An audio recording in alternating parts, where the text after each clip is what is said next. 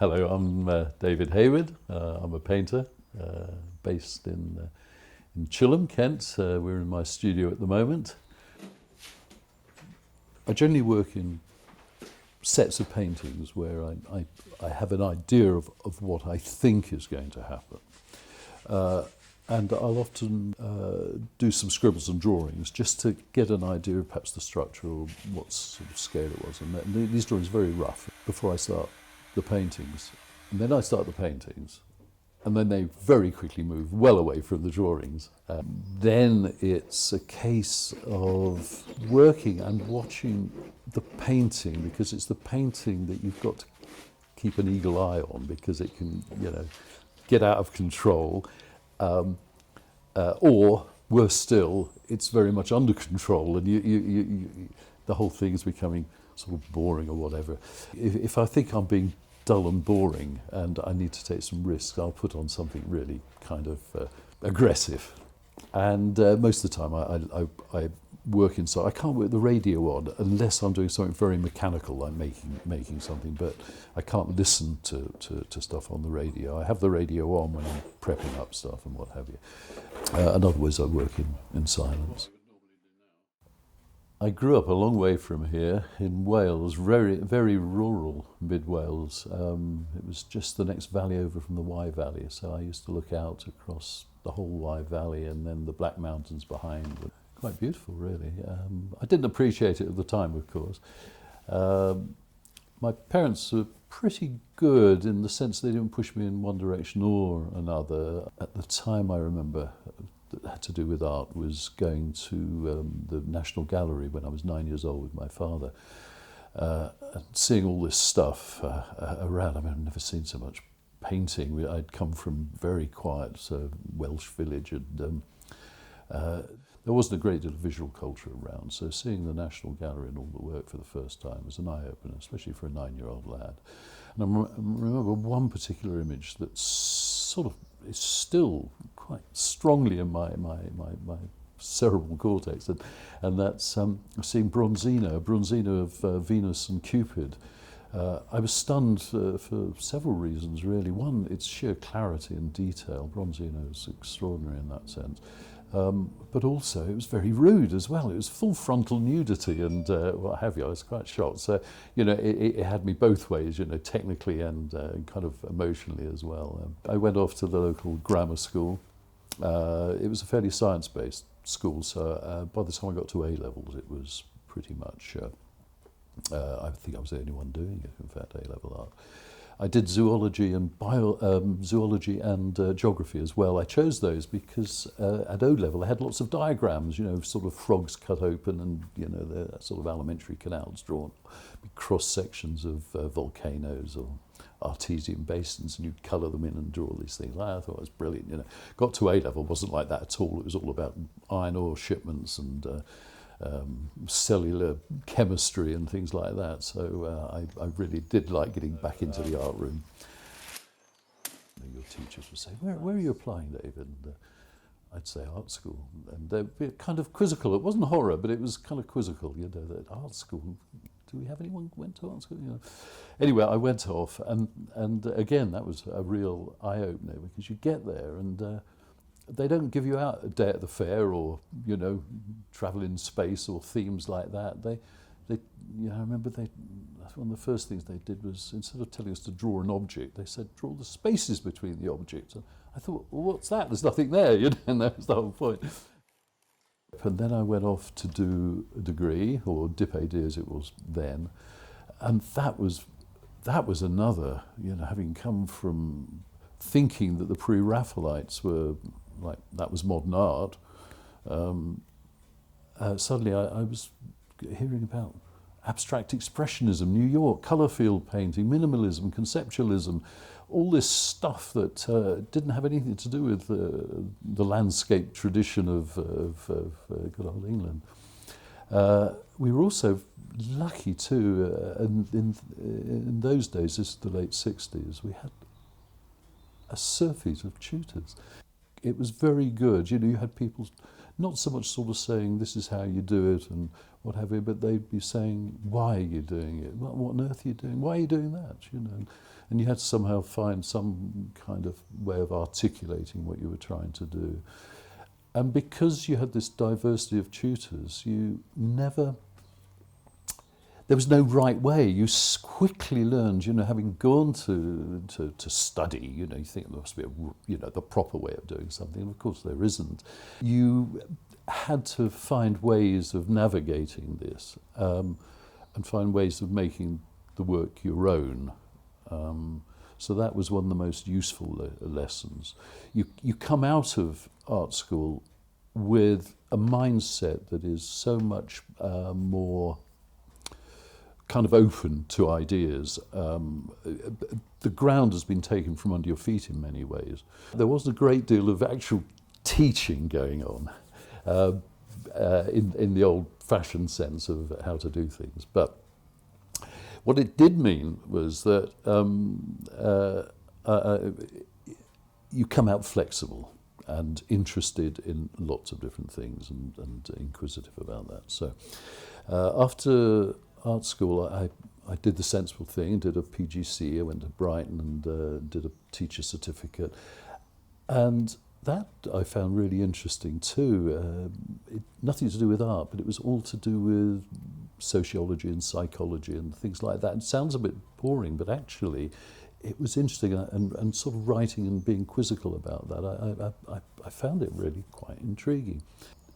It gave me an academic balance to the if you like, the physical act of painting that I'd been engaged with during the sort of undergraduate thing, where you were learning about artists, but you were learning about where you stood in relation to what was going on in contemporary art.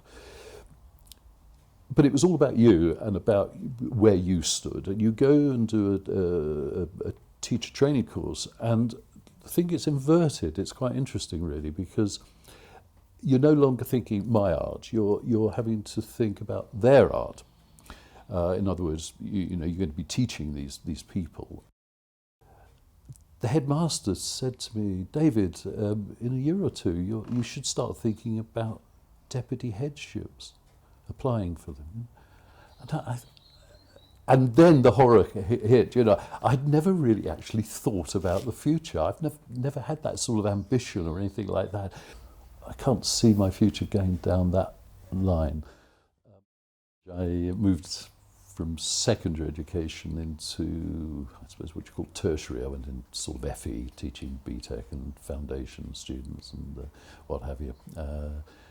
And that was brilliant, actually. The students were just wonderful, and you learnt so much from them, and the variety of students, especially on foundation. It's a brilliant time, and then sort of I moved into higher education, and it became about academic boards. It became about writing papers or reading papers or going to conferences and things like that. I became a professor, and then realised that all I was doing was contracts, really, and health and safety and quality assurance, and things that everyone that's been in this will recognise this.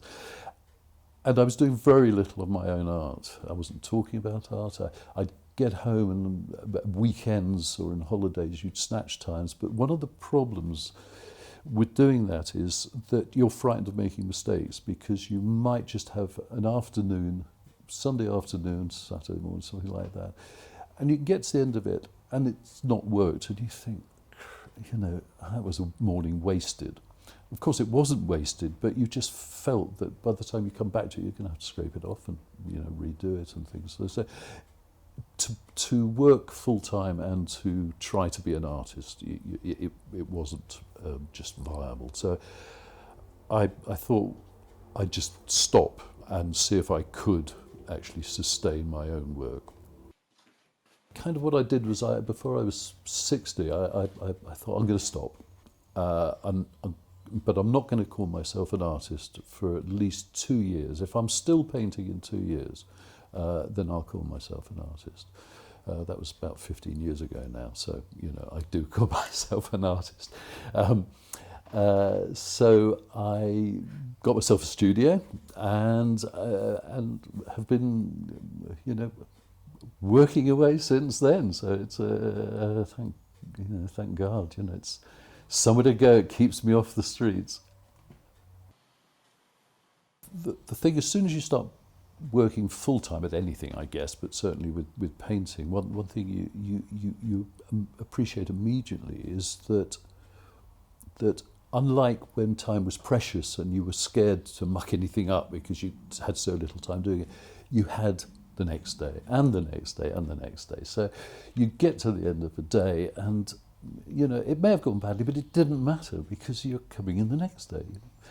And you can get runs of good days and bad days. And one of the things I used to say to students very early on when we used to get them, I say, look, if you're moving into any creative sphere, don't think it's going to be plain sailing, because it's not. There are going to be days when you think you're the worst artist in the world and you shouldn't be doing this.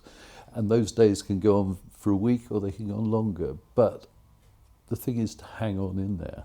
I teach myself that now. Having said that to students, I get to the end of a day where I'm thinking, my God, this is awful. I really shouldn't be doing this.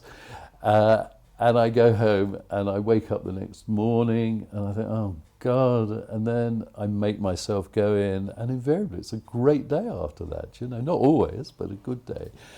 Even if I've, aches and pains or whatever it is, you get into the studio and time just goes.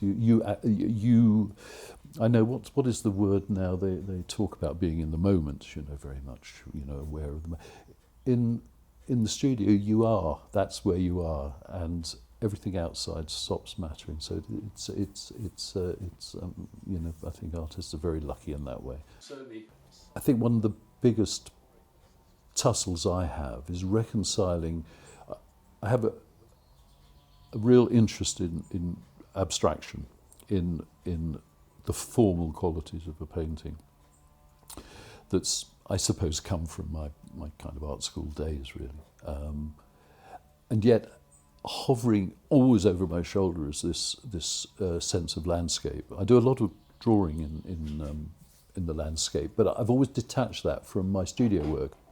And yet, when I'm working on a painting, it will start off in a very abstract way, and then I start recognising stuff in it, and then it becomes more and more referring to landscape, and then it teeters over and becomes a landscape, and then I don't want to paint a landscape. I have this problem. I don't know why. I think I just feel the weight of English landscape tradition, which I admire so much, sitting on my shoulder, thinking so many people have done so many brilliant works. I don't want to have to compete with them.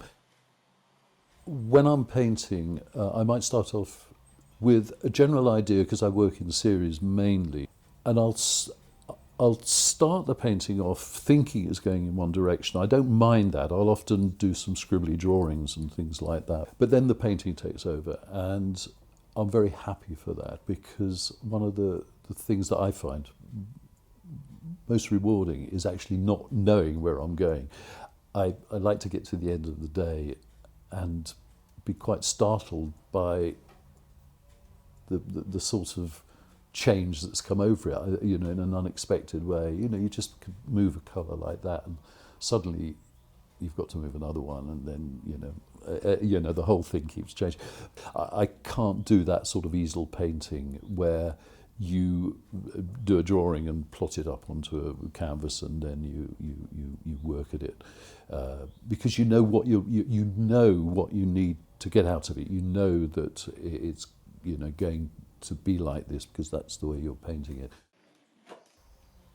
One of the things that's quite important to me in terms of painting is the physical act of painting, the actual doing it.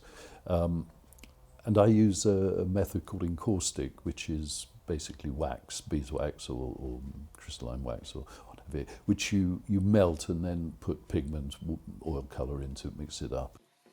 With encaustic, it's like, when candle wax dries on your finger instantaneously. Well, it's like that. It goes on, and then if you don't like it, off it comes, or you can overpaint very quickly or scratch into it. It's a very physical thing like that. So it's that almost making a painting as opposed to painting a painting. I have to use board. I can't use canvas really because it's too pliable. It would crack. So I use something quite solid that you can work against. And I enjoy making those boards up, and then I prime them with a sort of a kind of paste that you use for sticking on swimming pool tiles and bathroom tiles. It's given a bit of a key, and then I start working on top of that and sort of layering it. I've always been very interested in that sort of layering, that putting stuff on and then scraping back, and it's almost sometimes I feel archaeological in a way. You're scraping stuff to reveal what's hidden underneath, and then you work back. So you can see below my paintings there is just a ton of stuff. There's more stuff on the floor and on the shelf below it than there is on the actual painting. It's strange. I thought the longer that I painted, the more sure I would be about the territory I was working in. It's not the case. I still get a lot of indecision. I know some artists that don't. They just are so sure of themselves, and they make decisions and they whoosh, down it, and their work is, you can recognise it from 100 yards. Oh, that's so and so. I'm still full of indecision about the work.